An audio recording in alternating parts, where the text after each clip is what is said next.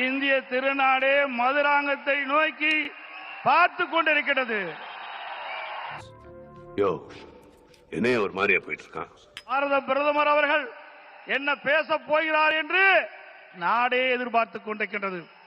அந்த ஆவல் எல்லாருடைய மனசுக்குள்ளேயும் இருக்கும். மாண்புமிகு பாரத பிரதமர் அவர்கள் இந்த மண்ணிலே கால் வைத்தவுடனே இயற்கையே சூரியனை மறைத்து விட்டது.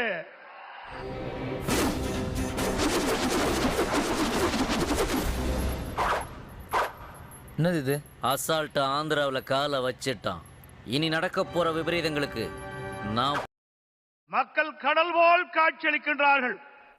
அலை கடலான திரண்டு வந்த ஆர்ப்பாட்டமே இல்லாமல் இங்கு அமைதியாக அமர்ந்திருக்கும் என் ரசிக பெருமக்களே, இந்த மதுரையே குலுங்குகின்ற அளவுக்கு மக்கள் வெள்ளம்.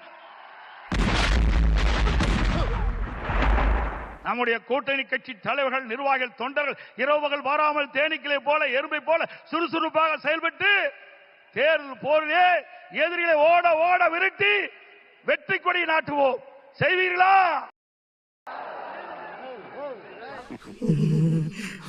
இந்த பாருங்க, உங்க மனசுக்குள்ள மரண பீதி இருக்கிறது என் கண்ணுக்கு கண்ணாடி மாதிரி அப்படியே தெரியுது. அதே பீதி என்கிட்டயும் ஹெவியா இருக்கத்தான் செய்யுது. அதை வெளிக்காட்டிக்கலாம நம்ம அரசியல் பண்ணணும், புரியுதா? பாரத பிரதமர் அவர்களை நான் சந்தித்து அவரை சந்தித்து இந்த கோரிக்கையை வைத்தேன். வணக்கங்க. நமஸ்தே. நான் வந்து தமிழ்நாட்டுல இருந்து வரேங்க. தமிழ்நாடு விவசாயிங்க.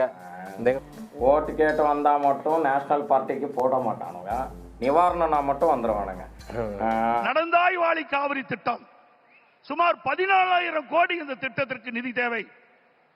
கொடுத்த உடனே அவர் பார்த்தார், அற்புதமான திட்டம், திட்டத்தை நிச்சயமாக நிறைவேற்றி தருவேன் என்று சொல்லி how much you want? 4,000 கோடி தாங்க. 4,000 கோடி தாங்க. 4,000 crore குடுத்தீங்கன்னா சௌகரியமா இருக்கும். only 400 crore. ஐயா இது எப்படிங்க 10? மறக்காம சர்ப்ரைஸ் பண்ணுங்க. தேங்க்யூ.